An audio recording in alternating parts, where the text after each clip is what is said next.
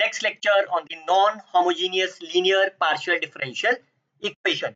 Today, I will teach you how you can write the complementary functions for the reducible form. Myself, Dr. Harishkar, you can follow and subscribe my YouTube channel where you can find the playlist of the partial differential equations.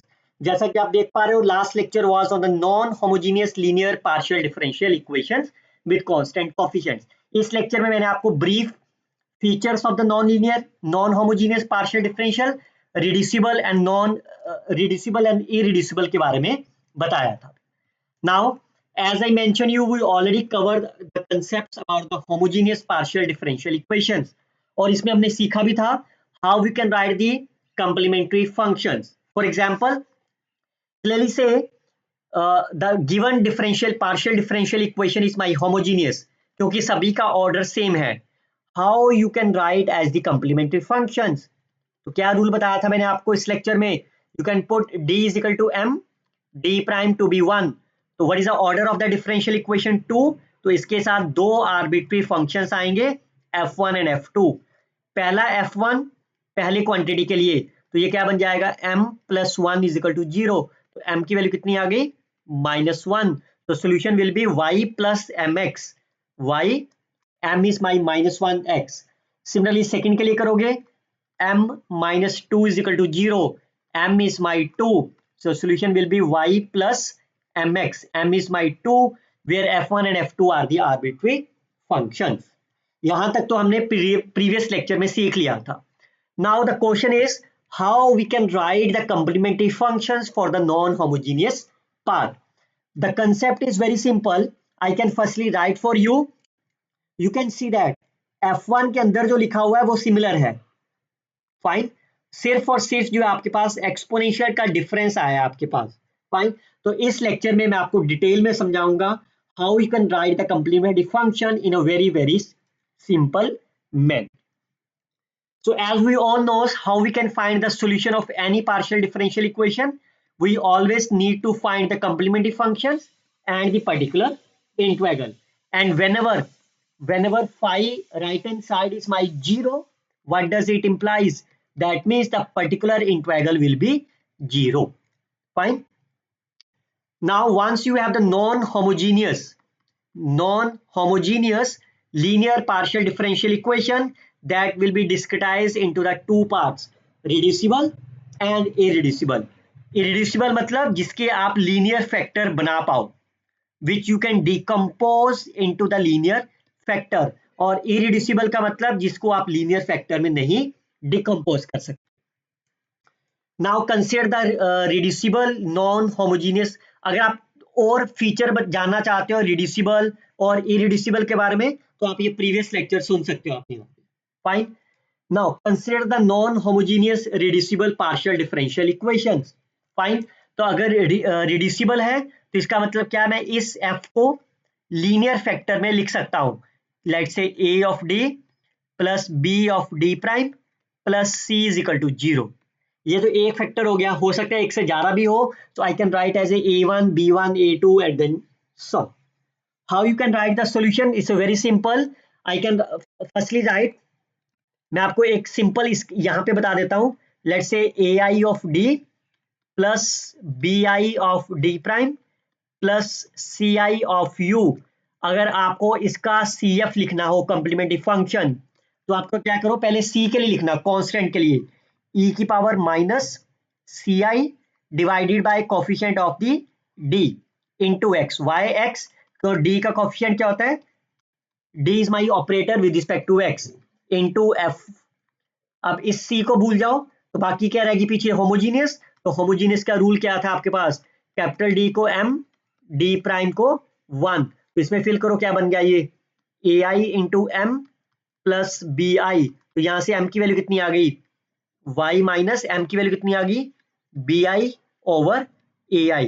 तो आप a का LCM ले लो, सो ai y minus bi x. Clear. और अगर कहीं पे आपका ये कोफिशिएंट 0 हुआ मान लो तो यहाँ पे डिवाइडेड में bi हो जाएगा और instead of the x y हो जाएगा, because d prime is my with respect to 1. मैं भी आपको 15 प्लस न्यूमेरिकल एग्जांपल इस लेक्चर में सिखाऊंगा. तो जैसे आप देखो, इसका तो आपने कर ही लिया था, इसका क्या होगा, फाइन। अब इसके लिए कैसे लिखा जाएगा, दो ऑर्डर है आपके पास, तो दो आपके एफ आएंगे। पहले इस कांस्टेंट के लिए लिखते हैं, ई की power minus constant divided by 1, fine, into f1। अब इसको भूल जाओ, फाइन। इसके लिए कैसे लिखा जाएगा, m plus 1 is 0, so m will be -1, so y minus 1x plus, अब इसके लिए लिखते हैं e की power minus minus minus plus 3 divided by 1 is x f2। अब इसको भूल जाओ, इसके लिए क्या लिखा जाएगा, m minus 2 is equal to 0, that will be y plus 2x is the required homogeneous non-homogeneous complementary functions। चलिए अब स्टार्ट करते हैं 15 प्लस एग्जाम्पल के साथ। Your target is to find the general solution, that means your target is to find the value of u, fine, but right hand side is my 0, therefore pi will be 0। अब आप पहले तो ये check करते हैं क्या ये homogeneous है कि नॉन होमोजीनियस है। क्लियरली से this quantity, this operator is my non homogeneous, क्योंकि इन दोनों का ऑर्डर कितना है, ऑर्डर इज माई 1, बट पहले दो का ऑर्डर कितना है, ऑर्डर इज माई 2, और दोनों का ऑर्डर सेम नहीं है, that's why this is called as the non homogeneous. अब नॉन होमोजीनियस है, then it are divided into the two category, reducible and irreducible. तो क्या आप इसके फैक्टर बना सकते हो आप, तो पहले दो क्वांटिटी के a square minus b square, a minus b, a plus b, fine, और ये तो पहले ही आपका लीनियर है, fine, into u is equal to 0। कुछ कॉमन निकल रहा है इसमें से, you can see I can taken d minus d prime is common, तो बाकी क्या रह गया पीछे, d plus d prime plus 1 of u is equal to 0। Now you have the two different factors, पहला फैक्टर, सेकंड, क्या ये दोनों लीनियर ऑपरेटर हैं, मतलब इसकी फॉर्म में लिखा हुआ है ad plus B into D prime plus C, yes linear है ना ये, that means that quantity, that operator or that non-homogeneous linear differential equation is reducible non-homogeneous PD। तो इसका कंप्लीमेंट्री फंक्शन कितना हो जाएगा, पहले के लिए लिखेंगे, पहले में तो कांस्टेंट है ही नहीं, तो इसका मतलब दैट इज f1, इसमें m माइनस 1 0, तो m की वैल्यू 1 हो गई, y plus mx plus, second quantity के लिए लिखेंगे there is a constant e की power minus 1 divided by coefficient of the d, that's 1, fine, f2। अब इस 1 को भूल जाओ, इसके लिए फिर से ऑपरेटर लगाओ, m plus 1 is equal to 0, m की वैल्यू आ गई minus 1, is the required complementary function, because pi is my 0, so u is pi will be 0, fine, और CFE आपके पास u is the required general solution of the PDE। चलिए look at that, पहले check करते हैं ये homogeneous है कि नॉन होमोजीनियस है। इसका ऑर्डर कितना है 1, 3 का ऑर्डर कितना है 0, so that means this is the non homogeneous. Again the right hand side is 0, therefore pi will be 0। Clear, आपको फैक्टर बनाने की जरूरत ही नहीं है, ये पहले से ही फैक्टर बना हुआ है, that means that quantity is my reducible non homogeneous linear PD. तो इसका CF लिखते हैं, पहली क्वांटिटी के लिए लिखते हैं। अब आप यहां देखो, यहाँ पे d लिखा ही नहीं हुआ, फाइन, तो इसको कैसे लिखेंगे, e की पावर -3 डिवाइडेड बाय d, अब d प्राइम हो गया तो इसके साथ y आ जाएगा आपका, फाइन, तो इतना ऊपर लिखने की जरूरत नहीं है, e की पावर 3y f1। अब इसमें करेंगे, इसको छोड़ दो, तो यहां तो m आया ही नहीं, so that means m will B cancel out, so that is only the part of the x।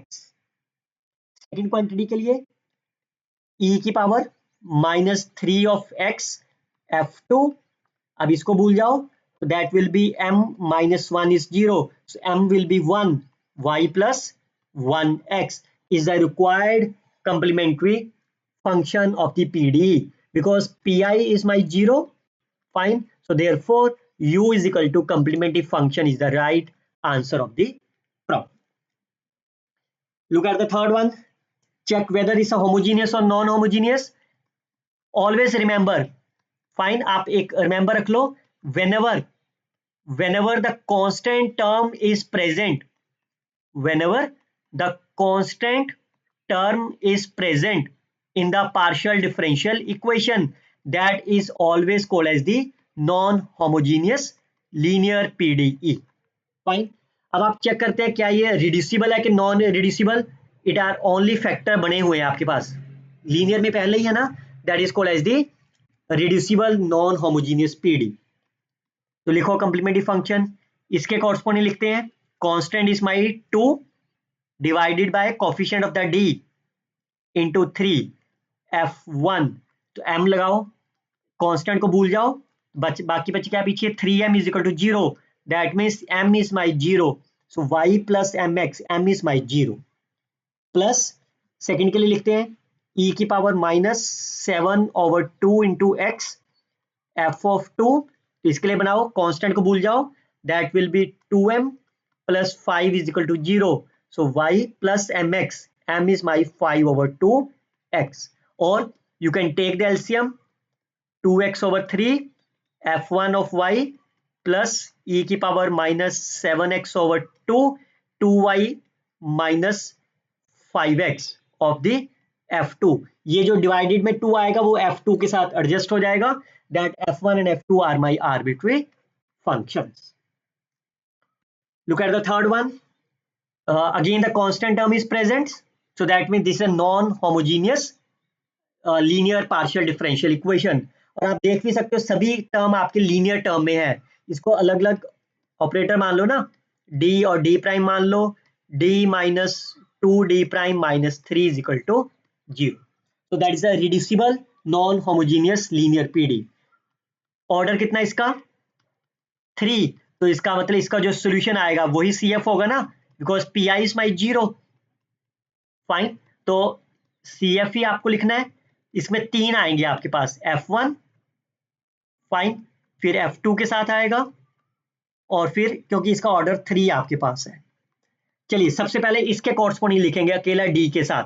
Constant लिखा नहीं हुआ तो E नहीं आएगा. M को इसके लिए M लिखेंगे, सो M will be 0. So the function is f of y only. Second आपके पास है D प्राइम, कांस्टेंट लिखा नहीं हुआ तो E की पावर नहीं आएगी, इसमें M लिखा नहीं जाएगा तो y नहीं आएगा, only as a x. Look at for the third case, E की पावर, कांस्टेंट लिखा हुआ है तो E की पावर 3x, और अब कांस्टेंट को भूल जाओ तो बाकी क्या रह गया m minus 2. So m will be 2 y plus 2x. So f1y f2x e की power 3x y plus 2x, f1 f2 f3 are arbitrary function. चलिए look at the next one. यहाँ पे पहले वैल्यू फिल कर दो. What is the p? del u by del x, q del u upon del y, r del square u upon del x square, s del square u upon del x into del y, and t will be del square u upon del y square. I can write this value as a d of u with respect to y है, so that's a d prime. X and x, so that's a d square of u. X and y, so d into d prime is a y square d prime of u. I can substitute the value, so I can take an u as a common. Find r. R is my d square plus 2 into d prime plus d prime square 2 into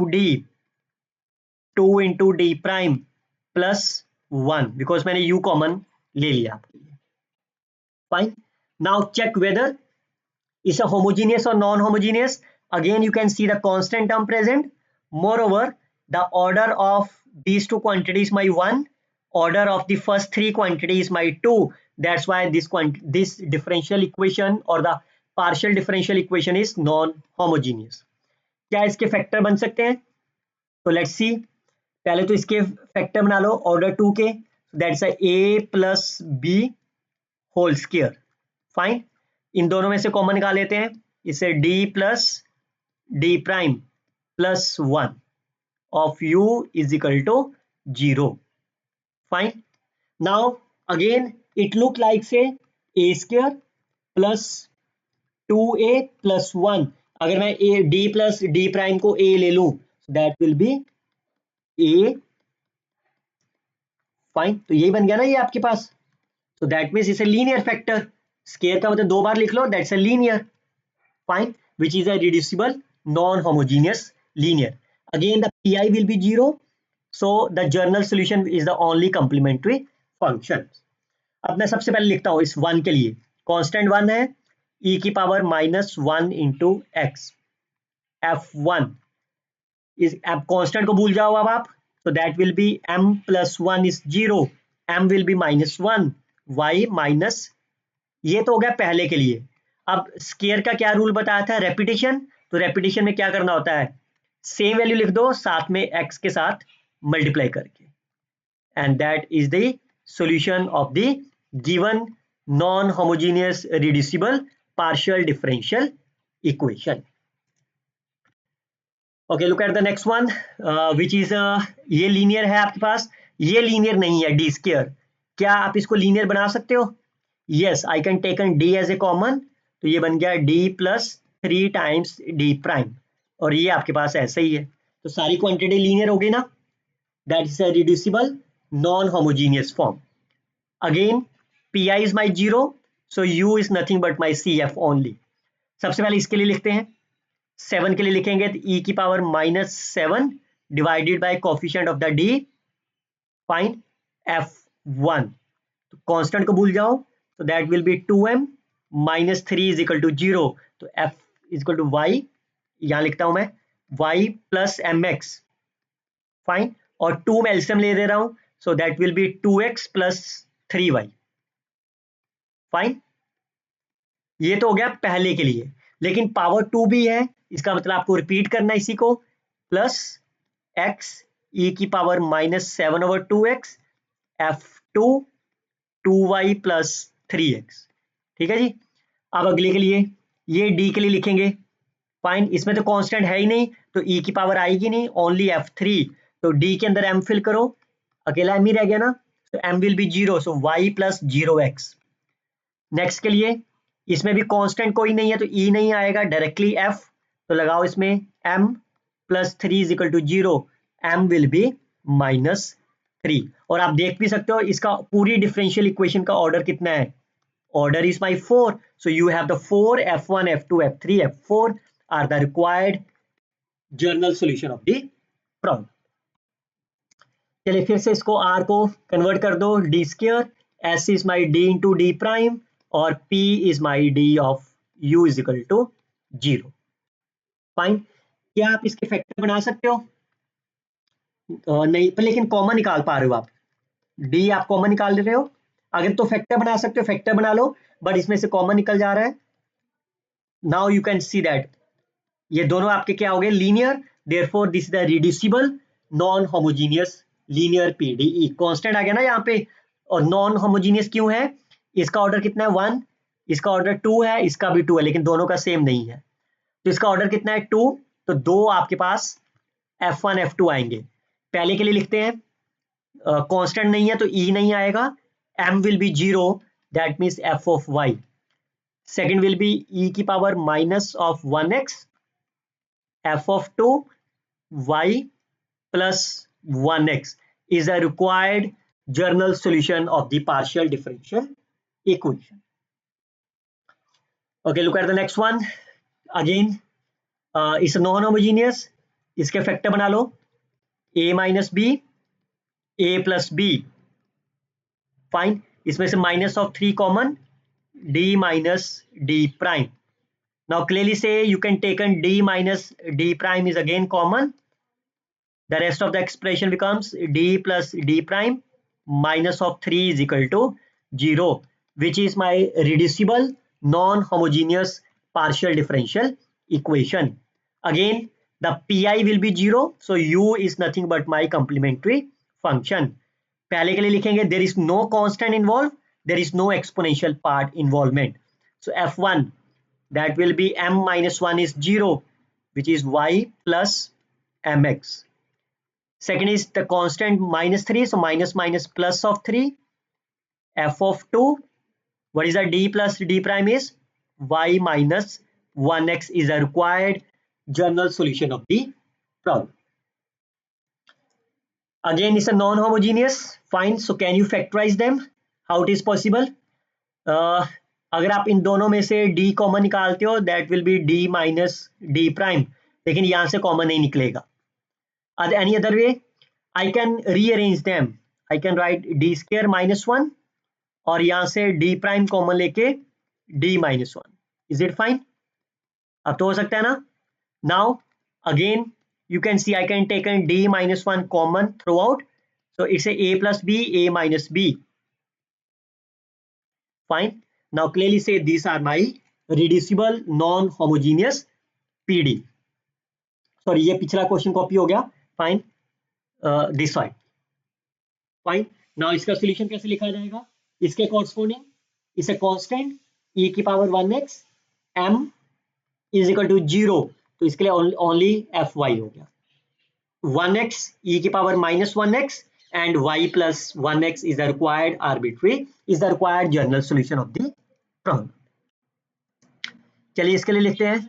it is already the linear factor, but यहाँ पे आपका क्या है? Square है. तो square का मतलब तो रिपीट कर देंगे. क्या हो जाएगा? e की power 2x f1 m minus 3 is equal to 0. m will be 3. ये तो हो गया पहला solution. Because of the power 2, तो यही चीज को रिपीट कर दो x के साथ. Fine. f2 y plus 3x is the required complementary functions and hence the general solution. चलिए look at that.